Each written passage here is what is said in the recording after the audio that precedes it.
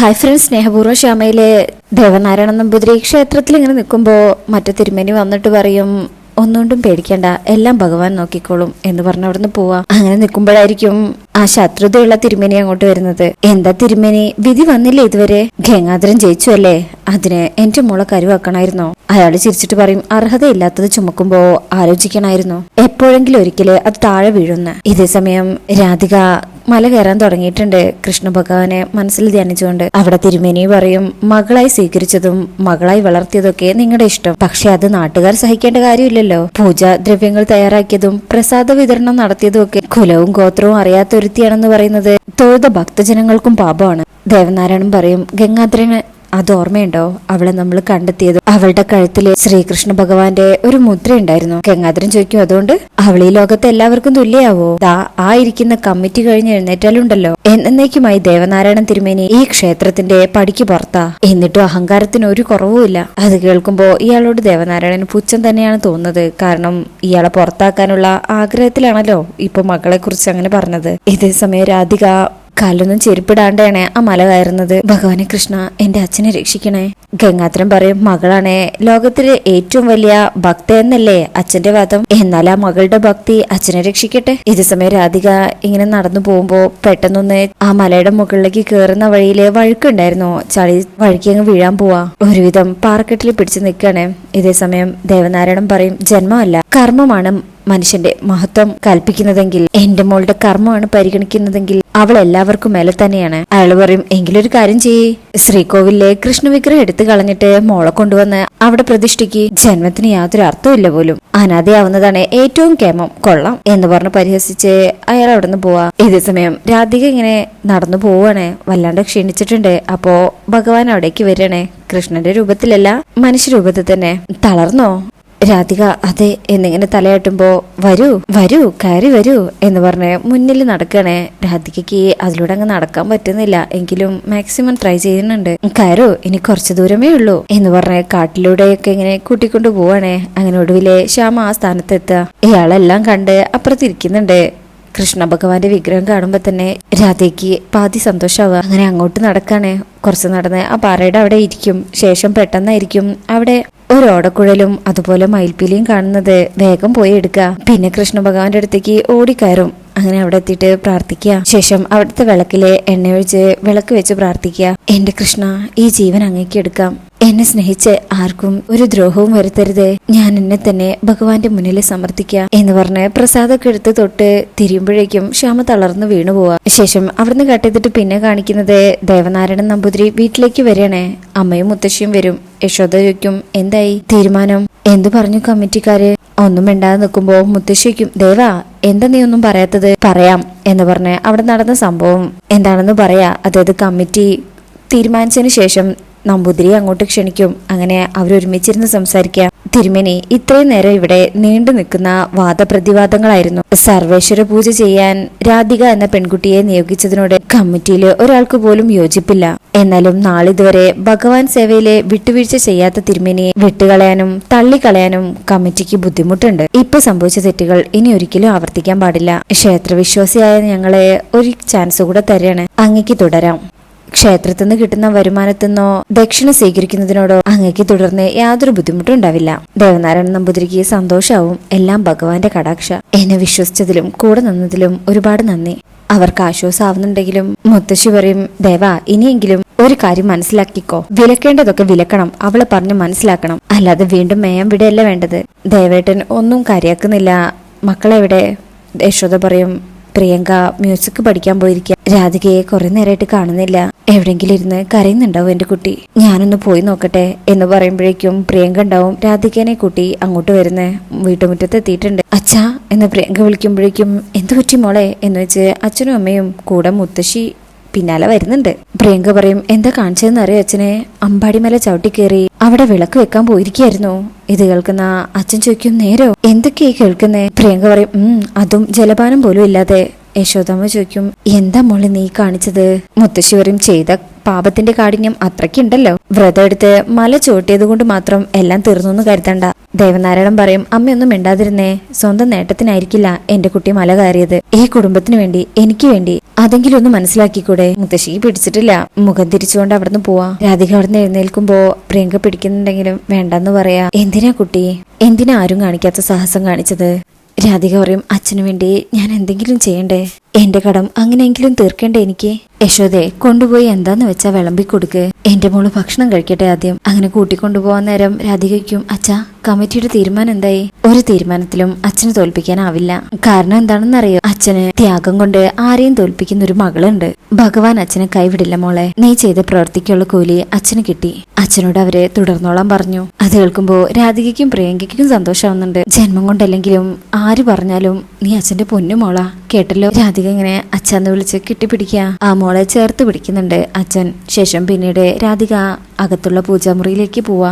എന്നിട്ട് അവിടെ ഇരുന്ന് പ്രാർത്ഥിക്കും. ഇടയ്ക്കെന്നെ കൈവിട്ടെങ്കിലും ഇപ്പൊ ചേർത്ത് പിടിച്ചല്ലേ. പക്ഷെ എനിക്കറിയായിരുന്നു തളർത്തിയതൊക്കെ കൂടുതൽ കൂടുതൽ കരുത്ത് കിട്ടാൻ വേണ്ടിയിട്ടാണെന്ന്. ഇപ്പൊ എന്റെ മനസ്സിന് എന്ത് കരുത്താണെന്നറിയോ? അച്ഛൻ പറഞ്ഞത് കേട്ടോ? ലോകം മുഴുവൻ തള്ളി പറഞ്ഞാലും ഞാൻ അച്ഛന്റെ മോളാണെന്ന്. എനിക്കത് മതി. എനിക്കെന്നും അത് തന്നാ മതി കൃഷ്ണ എന്നിങ്ങനെ പ്രാർത്ഥനയിലാണ്. ശേഷം പിന്നീട് കാണിക്കുന്നത് കണിമംഗലത്താണ്. അവിടെ വരുണിനുള്ള പെണ്ണ് കാണല്, അതിനു വേണ്ടിയിട്ടുള്ള ആലോചനകള്, ഫോട്ടോസൊക്കെ ഇങ്ങനെ നോക്കിക്കൊണ്ടിരിക്കുകയാണ് അച്ഛനും അമ്മയും. അപ്പോഴേക്കും വരുൺ അങ്ങോട്ട് വരും. അച്ഛാ, ഞാൻ ഈ നാടൊന്ന് ചുറ്റിക്കറങ്ങാൻ ഇറങ്ങാ. കുഞ്ഞിലെ കണ്ടതല്ലേ, ഒന്നും ഓർമ്മയില്ല എന്ന് പറഞ്ഞ് ഡ്രൈവറെയും കൂട്ടി ഒരു ക്യാമറയുണ്ട് കയ്യില്. പോകാൻ തുടങ്ങുമ്പോ തന്നെ പത്മിനിയമ്മ പറയും, ഡാ നീ അവിടെ നിന്നേ, ദാ ഈ ഫോട്ടോസ് ഒന്ന് നോക്കിയേ എന്ന് പറഞ്ഞ് ഫോട്ടോസ് കാണിച്ചു കൊടുക്കുക. നോക്കിയിട്ട് വരുൺ പറയും, ഫോട്ടോസ് ഒക്കെ കൊള്ളാലോ. അല്ല, ആരാ അതിന്റെ ആളെ? ചേട്ടനാണോ? ഒരു ബ്രോക്കറും കൂടെ അവിടെ ഇരിപ്പുണ്ടേ. ഇതിന്റെ കളർ കോമ്പിനേഷൻ ഒക്കെ ചില പ്രോബ്ലംസ് ഉണ്ട്. ഏതാ യൂസ് ചെയ്യുന്ന ക്യാമറ എന്നൊക്കെ ഇങ്ങനെ ചോദിക്കുമ്പോഴേക്കും അച്ഛൻ പറയും, ഡാ നീ എന്തൊക്കെയാ ചോദിക്കുന്നേ? അയാള് ഫോട്ടോഗ്രാഫർ ഒന്നും അല്ല, ഇതാണ് ദാസപ്പൻ. ദാസപ്പൻ കുറച്ച് കല്യാണാലോചനകളായിട്ട് വന്നതാ. വരുൺ പറയും, അമ്മ ഇങ്ങനെ നിൽക്കുമ്പോ അച്ഛൻ ഒരു കല്യാണം കൂടി കഴിക്കാൻ പോകുന്നത് ശരിയാണോ? അല്ല, അച്ഛൻ എന്തിനാ ഇപ്പൊ കല്യാണം കഴിക്കുന്നേ? അമ്മ ഒരൊറ്റ കുത്തു കൊടുക്കുന്നുണ്ട്. അച്ഛൻ പറയും, ഡാ അടി കിട്ടും നിനക്ക്, ഇവിടെ വന്നിരിക്കടാ. അങ്ങനെ വരുണോട് വന്നിരിക്കുമ്പോ അച്ഛൻ പറയും, മോനെ നമ്മളിപ്പോ അത്യാവശ്യമായിട്ട് ഈ നാട്ടിലേക്ക് വന്നിരിക്കുന്നത് ഒരാവശ്യത്തിനാണ്. അമ്മ പറയും, നിന്റെ വിവാഹം നടത്തണം. ഈ നാട്ടിൽ നിന്ന് നിനക്ക് ഇഷ്ടപ്പെട്ടൊരു പെൺകുട്ടിയെ കണ്ടെത്തണം. അപ്പോഴേക്കും ഡ്രൈവർ പറയും, എന്ന് വെച്ചാ വരുണിന്റെ കറക്കം തീർക്കണം, ഇനി കുറ്റിയിൽ കെട്ടിയിടണം എന്ന്. വരുൺ ഇങ്ങനെ ദേഷ്യത്തിൽ നോക്കുക. അപ്പോഴേക്കും അമ്മ പറയും, ദാ നിന്നെ ആദ്യം തല്ലേണ്ടത്. കൂടെ നടന്ന് നല്ലത് പറഞ്ഞു കൊടുക്കുന്നതിന് പകരം ഇങ്ങനെയൊക്കെയാണോ പറയേണ്ടത്? അപ്പോഴേക്കും ദാസപ്പൻ പറയും, എന്നാ പിന്നെ ഞാൻ ഇറങ്ങട്ടെ സാറേ, കാര്യങ്ങളിൽ എന്തെങ്കിലും തീരുമാനമായ എന്നെ വിളിപ്പിച്ചാൽ മതി എന്ന് പറഞ്ഞ് അങ്ങനെ അവിടെ നിന്ന് ഇറങ്ങാം. പിന്നാലെ വരുണും ഇറങ്ങാൻ തുടങ്ങും. ബിജു, നമ്മൾ പോവാന്ന് പറഞ്ഞ കുന്നേതാ? മൈലാഞ്ചി കുന്ന്. അരുൺ പറയും, ആ ഇപ്പൊ ഇറങ്ങിയ ഡേ ലൈറ്റ് കറക്റ്റ് ആയിരിക്കും, പോട്ടെ അച്ഛാ എന്ന് പറഞ്ഞ് ഇറങ്ങാൻ തുടങ്ങുമ്പോഴേക്കും അച്ഛൻ പറയും, നീ അവിടെ നിൽക്ക്, പറഞ്ഞോണ്ടിരുന്ന കാര്യത്തിനൊരു തീരുമാനം പറഞ്ഞിട്ട് പോയാൽ മതി. വരുൺ പറയും, രാവിലെ അമ്മ കാപ്പി തരാൻ റൂമിലേക്ക് വന്നപ്പോ എന്താ പറഞ്ഞ്? എന്റെ കുട്ടിക്കളി മാറിയിട്ടില്ലെന്നല്ലേ? ആ അപ്പൊ കുട്ടിക്കളി ഒന്ന് മാറട്ടെ, എന്നിട്ട് മതി ഈ കല്യാണം. അതെ, ഈ ബാലവിവാഹം തെറ്റാണച്ചാ എന്നും പറഞ്ഞോണ്ടാ വരുൺ പോകുന്നേ. വരുൺ പോയി കഴിഞ്ഞ അമ്മ പറയും, കണ്ടോ അവൻ ഒഴിഞ്ഞു മറിയത് കണ്ടോ? പേടിക്കണ്ട, പറഞ്ഞ് സംസാരിച്ച് എടുക്കാൻ നമുക്ക് അവനെ. എന്തായാലും ഇത്തവണ തിരിച്ചു പോകുന്നതിന് മുമ്പ് നമ്മൾ അവന്റെ വിവാഹം ഉറപ്പിച്ചിരിക്കും. ഉറപ്പല്ലേ? അച്ഛൻ പറയും, ഉറപ്പാടോ. ശേഷം പിന്നീട് കാണിക്കുന്നത് രാത്രി ശ്യാമയാണ്. ശ്യാമ അവിടെ എന്തൊക്കെയോ ചെക്കൊക്കെ ഒപ്പിടാണ്. അപ്പോ അശ്വതി അങ്ങോട്ട് വരിക. ശ്യാമ വിളിച്ചിരുന്നോ? അങ്ങനെ ആ ഒപ്പിട്ട ചെക്ക് കൊടുക്ക. ഇതാ ചേച്ചി, ഐശ്വര്യായിട്ട് ഇത് അയച്ചു കൊടുക്ക്. അത് വാങ്ങിച്ചു നോക്കുന്ന അശ്വതി പറയും, ശ്യാമേ തുക ഒരുപാടുണ്ടല്ലോ, അനാഥാലയങ്ങളിലേക്കുള്ള സംഭാവന കൂടുന്നു പറഞ്ഞ് ഐശ്വര്യ കഴിഞ്ഞ ദിവസം ഒന്ന് മുഷിഞ്ഞു. ശ്യാമ പറയും, അത് സാരമില്ല. അശ്വതി പറയും, ഞാൻ വേറൊരു അർത്ഥത്തില് ചോദിക്കുന്നതല്ലാട്ടോ, ഉള്ളതൊക്കെ ഇങ്ങനെ കൊടുത്തു തീർക്കാനാണോ ഉദ്ദേശം? ശ്യാമ പറയും, എവിടെ കൊടുക്കണം, എത്ര കൊടുക്കണം? സത്യത്തില് എനിക്കറിയില്ല ചേച്ചി. ഉള്ളിന്റെ ഉള്ളിൽ എനിക്കൊരു തോന്നലുണ്ട്, എവിടെയെങ്കിലും ഒരു അനാഥാലയത്തില് എന്റെ മോള് വളരുന്നുണ്ടാവും. ഈ പണം ചെന്നെത്തുന്ന ഓർഫനേജിൽ എവിടെയെങ്കിലും അവളുണ്ടെങ്കിൽ ഒരുള്ള ചോറെങ്കിലും അവൾക്ക് കിട്ടുമല്ലോ. അവളുടെ അമ്മയുടെ വകയായിട്ട് പറഞ്ഞു കേട്ടിട്ടുണ്ട്, അനാഥാലയത്തിൽ വളരുന്ന ചില കുഞ്ഞുങ്ങളെ അച്ഛനോടും അമ്മയോടുള്ള തീർത്താ തീരാത്ത വൈരാഗ്യമായിട്ടാ വളരുന്നതെന്ന്. എന്നെങ്കിലും എന്നെ തിരിച്ചറിയുമ്പോൾ വെറുപ്പോടെ വന്ന് നിൽക്കും എന്റെ മോള് എന്റെ മുന്നില്. അശ്വതി പറയും, ശ്യാമ എന്തിനാ ഇങ്ങനെയൊക്കെ ചിന്തിച്ചു കൂട്ടുന്നേ? ആ മോൾ എന്ത് വന്നാലും ശ്യാമയുടെ മനസ്സ് കാണാതെ പോവില്ല. തനിക്ക് ജന്മം നൽകിയത് ഇത്രയും നല്ലൊരു അമ്മയാണെന്ന് അവൾ അഭിമാനിക്കുക തന്നെ ചെയ്യും. ആ വാക്കുകളില് ശ്യാമയ്ക്ക് കുറച്ച് ആശ്വാസമുണ്ട്. പിന്നീട് കാണിക്കുന്നത് വീണ്ടും കണിമംഗലത്താണ്. വരുൺ ഇങ്ങനെ അവിടെ പുറത്തിരിക്കുക. മുത്തശ്ശി അങ്ങോട്ട് വരിക. അല്ല, കുന്നോ മലയോ കയറാനുണ്ടെന്ന് പറഞ്ഞു പോയിട്ട് എന്താ ഇവിടെ വന്നിരിക്കുന്നേ? ഒന്നും പറയാണ്ട് പോകുമ്പോ മുത്തശ്ശിക്ക് എന്തു പറ്റി? ഇതേ മുത്തശ്ശി ഒന്നും അറിയാത്ത പോലെ സംസാരിക്കല്ലേ. മുത്തശ്ശിയോട് അറിഞ്ഞിട്ടല്ലേ ഇവിടെ ഈ ഏർപ്പാടൊക്കെ നടക്കുന്നേ? എന്ത് ഏർപ്പാടിന്റെ കാര്യടാ?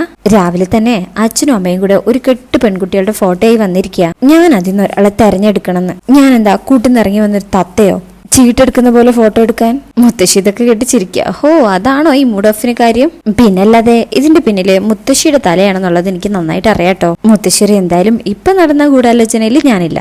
പക്ഷേ കല്യാണമൊക്കെ വേണ്ടതല്ലേ? അത് ജീവിതം കൂടുതൽ സുന്ദരാക്കില്ലേയുള്ളൂ. പിന്നെ മുത്തശ്ശേരി നിന്റെ പെണ്ണിനെ ഇടയ്ക്ക് ഞാനും സ്വപ്നം കാണാറുണ്ട്. കൃഷ്ണന്റെ രാധയല്ലേ, അതുപോലെയാ. അവരൻ പറയും, ഹേ അതിന് നീ അത്രയും കാലം പുറകോട്ട് പോണ്ടേ? അതൊന്നും വേണ്ട. രാധയുടെ മനസ്സും സ്വഭാവവും ഉള്ള ഒരാള് എവിടെയോ നിനക്ക് വേണ്ടി ഇരിപ്പുണ്ട്. വരുൺ പറയും, എന്തൊക്കെയായാലും ഈ ഫോട്ടോ നോക്കി കറക്കി കുത്തുന്ന പരിപാടിക്ക് ഞാനില്ല. ഞാൻ അറിയുകയും എന്നെ അറിയുകയും ചെയ്യുന്ന എനിക്ക് ബോധിക്കുന്ന ഒരു പെണ്ണ്, അങ്ങനെ ഒരാളല്ലാതെ ഞാൻ കെട്ടാൻ പോകുന്നില്ല. സത്യമായിട്ടും കെട്ടില്ല. മുത്തശ്ശേരി അത്രയല്ലേ ഉള്ളൂ. അത് നിന്റെ അച്ഛനമ്മമാരെ ഞാൻ പറഞ്ഞ് മനസ്സിലാക്കിക്കോളാം. പക്ഷെ ഉത്തരവാദിത്തോടു കൂടി നീ ചെയ്യേണ്ട ഒരു കാര്യമുണ്ട്. എന്താ? മുത്തശ്ശേരും നീ പറഞ്ഞതുപോലെ നീ മനസ്സിലാക്കുന്ന ഒരു പെൺകുട്ടിയെ ഒട്ടും വൈകിക്കാതെ നീ തന്നെ കണ്ടുപിടിക്കണം. എന്നാ പിന്നെ വൈകിക്കണ്ട, തിരക്കി തുടങ്ങിക്കോ. എന്റെ പൊന്നു മുത്തശ്ശി, ഇതായിരിക്കണം മുത്തശ്ശി എന്ന് പറഞ്ഞ വരുൺ ഇഷ്ടപ്പെടും. അച്ഛനും അമ്മയും ഉണ്ടാക്കി തന്ന ആ ടെൻഷൻ മൊത്തത്തിലങ്ങ് പോയി. ഇനി ഞാൻ ഇറങ്ങിയൊന്ന് തപ്പിയിട്ട് വരാം എന്ന് പറഞ്ഞ ക്യാമറ എടുത്ത് അപ്പൊ മുത്തശ്ശി എല്ലാം പറഞ്ഞതുപോലെ എന്ന് പറഞ്ഞ് വരുൺ അവിടെ നിന്ന് ഇറങ്ങാ. ഇതേ സമയം അവിടെ രാധിക ചായ കൊണ്ട് പ്രിയയുടെ റൂമിൽ വന്ന് തട്ടി വിളിക്ക. എന്താ എന്ന് വെച്ച് വാതിലോർക്ക. നിനക്ക് ചായ വേണ്ടേ? എനിക്കിപ്പോ ചായ ഒന്നും വേണ്ട, ചേച്ചി പോയേ എന്ന് പറഞ്ഞ് കഥ കിടക്കാൻ നിൽക്കുമ്പോ രാധിക പറയും, നിനക്കുള്ള ഭക്ഷണം ഞാൻ മേശപ്പുറത്ത് എടുത്ത് വെച്ചിട്ടുണ്ട്. ഞാൻ കുട്ടികളെ ഡാൻസ് പഠിപ്പിക്കാൻ വേണ്ടി പോവാ. പ്രിയ പറയും, ചേച്ചി പൊക്കോ, ഞാൻ എടുത്ത് കഴിച്ചോളാം എന്ന് പറഞ്ഞ് കഥ കിടക്കുക. പെട്ടെന്നായിരിക്കും ശ്യാമ കട്ടിലിന്റെ ഇടയില് ഒരു പുരുഷന്റെ കാല് കാണുന്നത്. അപ്പോഴേക്കും പ്രിയങ്ക ഡോർ അടച്ചിട്ടുണ്ട്. ആ കാല് കണ്ട കാര്യം തന്നെ രാധിക വീണ്ടും ഇങ്ങനെ ആലോചിക്കുക. ശേഷം വീണ്ടും വാതിലിൽ മുട്ടും. പ്രിയേ എന്താ എന്ന് വെച്ച് പ്രിയ വാതിലോർക്കുമ്പോ ആരാകത്ത്? പ്രിയയ്ക്ക് ആര് എന്ന് പറഞ്ഞ് കഥക് അടയ്ക്കാൻ ശ്രമിക്കുമ്പോ, നീ മാറി നിൽക്കേ എന്ന് പറഞ്ഞ അകത്ത് കയറി കട്ടിലിന്റെ അടിയിൽ നോക്കാൻ നിൽക്കുമ്പോഴേക്കും ചേച്ചി എന്ന് പറഞ്ഞ് പ്രിയ പിടിച്ചു വെക്കണേ. കട്ടിലിന്റെ അടിയിൽ ആരാ? ഇത് ചേച്ചി, വെറുതെ എന്നെ സംശയിച്ചാലുണ്ടല്ലോ, പോവാൻ പറഞ്ഞത് കേട്ടാ മതി. അങ്ങനെ ഇപ്പൊ ഞാൻ പോകുന്നില്ല എന്ന് പറഞ്ഞ് പ്രിയനെ തട്ടി മാറ്റി രാധിക അവിടെ ഇരുന്ന് കട്ടിലിനടിയിലേക്ക് നോക്കുമ്പോ പ്രിയയുടെ ബോയ് ഫ്രണ്ടാണ്. രാധിക ആകെ പേടിക്കും. ആരാടി ഇത്? ഇറങ്ങി വരാൻ പറയും. ഇതിനൊക്കെ നിനക്ക് എവിടുന്ന പെണ്ണ് ധൈര്യം കിട്ടിയത്? പ്രിയ പറയും, ചേച്ചി ഞാൻ പറയുന്നു കേൾക്ക്. ആദ്യം ഇവനോട് പുറത്തിറങ്ങാൻ പറ, അല്ലെങ്കിൽ ഞാൻ ബഹളം വെക്കും. ചേച്ചി ഇത് ആരാന്ന് വെച്ചിട്ടാ? ശരത്ത് വഴിയാ ഞാൻ ഓഡീഷൻ പോകുന്നതും സിനിമയിൽ ട്രൈ ചെയ്യുന്നതൊക്കെ. രാധികയ്ക്കും അതിന് അച്ഛനും അമ്മയും മുത്തശ്ശിക്കളി വീട്ടില്, അതും നിന്റെ മുറിയില്. അപ്പോഴേക്കും പ്രിയങ്ക വേഗം കഥ കടക്കുക. ഞങ്ങൾ ചുമ്മാ ഇവിടെ ഇരുന്ന് സംസാരിക്കായിരുന്നു. ചേച്ചി വന്നപ്പോ പേടിച്ചിട്ടാ ഞാൻ ശരത്തിനോട് കട്ടിലിനടിയിൽ കയറി ഒളിക്കാൻ പറഞ്ഞ്. അപ്പോഴേക്കും ശരത്ത് പുറത്തേക്ക് വരിക. എന്നിട്ട് രാധികൻ അടിമുടി ഒന്നിങ്ങനെ നോക്കും. രാധികയ്ക്ക് ഒട്ടും പിടിക്കുന്നില്ല. ഇറങ്ങിപ്പോ വെളിയില്. പ്രിയങ്കയും പറയും, പോക്കോ. അപ്പോ ശരത്ത് അവിടെ നിന്നിട്ട് പറയും, ചേച്ചി സുന്ദരിയാണെന്ന് പ്രിയങ്ക പറഞ്ഞിരുന്നു, പക്ഷെ ഇത്രയ്ക്ക് സുന്ദരിയായിരിക്കുന്നു ഞാൻ പ്രതീക്ഷിച്ചില്ല. എന്തായാലും നമ്മൾ തമ്മിൽ ആദ്യം കാണുന്നല്ലേ, എനിക്ക് ആ ചായ എടുത്തു തന്നിരുന്നെങ്കിൽ കുടിക്കായിരുന്നു. പ്ലീസ് ഈ ചായ തന്നാ ഞാനങ്ങ് പോയേക്കാം. രാധികയ്ക്ക് ദേഷ്യം വരുന്നുണ്ട്. പ്രിയനെങ്ങനെ നോക്കുമ്പോ പ്രിയ എടുത്തു കൊടുക്കാൻ വേണ്ടി പറയാം. അങ്ങനെ ഇറങ്ങി പോവാന്ന് പറഞ്ഞുകൊണ്ട് രാധിക ചായ എടുത്തു കൊടുക്കും. അങ്ങനെ കൊടുക്കുന്നതില് രാധികയുടെ കയ്യിൽ കയറി പിടിക്കുക. രാധിക കൈ അങ്ങ് വലിക്കുമ്പോഴേക്കും ആ ഗ്ലാസ് താഴെ വീണ് പൊട്ടുക. ഈ ശബ്ദം കേട്ട് എന്താ ഇവിടെ? മുത്തശ്ശി അങ്ങോട്ട് വരികയാണേ. പ്രിയ പറയും, അത് പിന്നെ എന്റെ പൗഡർ ടിന് വീണതാണ് മുത്തശ്ശി. അപ്പോഴും രാധിക പറയും, പ്രിയെ ഇവനോട് ഇറങ്ങി പോകാൻ പറ. പ്രിയ പറയും, ശരത്തെ നീ വെളിയിൽ വെയിറ്റ് ചെയ്യേ, ഞാൻ വന്നോളാം. ശരത്ത് പറയും, ഇന്ന് ചായ മിസ്സായി, നമുക്ക് പിന്നെ കുടിക്കാം എന്ന് പറഞ്ഞ് രാധികയെ നോക്കി ഒന്ന് സൈറ്റ് അടിക്കും. ഇതൊന്നും രാധികയ്ക്ക് ഇഷ്ടപ്പെടുന്നില്ല. ഒന്ന് പെട്ടെന്ന് പോ. വീണ്ടും പ്രിയ പറയാ. അങ്ങനെ ശരത്ത് അവിടെ നിന്ന് ഇറങ്ങി പോകുന്നത്. രാധിക ആകെ പേടിച്ചിട്ടുണ്ട്. അവിടെ ഇരിക്കുമ്പോ പ്രിയ ചേച്ചിന്ന് വിളിക്കുക. ഇങ്ങനെ ഒരു വഷളനെയാണോ നീ ചങ്ങാതിയായിട്ട് കൊണ്ടു നടക്കുന്നത്? പ്രിയയ്ക്കും പിന്നെ ഞാനിപ്പോ എന്താ വേണ്ടത്? ശരത്തിനെ കണ്ട മിണ്ടാതിരിക്കണോ? അതോടെ എന്റെ ഭാവി തീർന്നിട്ടല്ലോ. അല്ലെങ്കിലും ഞാൻ നല്ല നിലയിലാവുന്നതിനോട് അത്രയ്ക്ക് താല്പര്യം കാണില്ല ചേച്ചിക്ക്. രാധികയ്ക്കും നീ എന്താ അങ്ങനെ പറയുന്നേ? പിന്നെ ഞാൻ എങ്ങനെ പറയണം? അസൂയ ഉണ്ടാവും. ഒരു കാര്യം ഞാൻ പറഞ്ഞേക്കാം, എന്നെ ഒരുപാട് ഉപദേശിക്കാനൊന്നും വരണ്ട. അതിന് അർഹതയുള്ളവരെ അത് ചെയ്തോളും. ചേച്ചി പോവാൻ നോക്ക്. അങ്ങനെ പറയുമ്പോ രാധയ്ക്ക് വിഷമാവുക. സോറി മോളെ, ചിലപ്പോ അങ്ങനെയുള്ള കാര്യം ഞാൻ മറന്നുപോകും. ഓർമ്മിപ്പിച്ചാ മതി, ഞാൻ പറയില്ല എന്നിങ്ങനെ മനസ്സ് വേദനിച്ചുകൊണ്ട് പറഞ്ഞിട്ടാ രാധിക അവിടുന്ന് പോകുന്നത്. അപ്പൊ ഇന്നത്തെ റിവ്യൂ ഇഷ്ടപ്പെട്ടിട്ടുണ്ടെങ്കിൽ ചാനൽ എല്ലാവരും ലൈക്ക് ചെയ്ത് സബ്സ്ക്രൈബ് ചെയ്ത് സപ്പോർട്ട് ചെയ്തേക്കണേ. താങ്ക്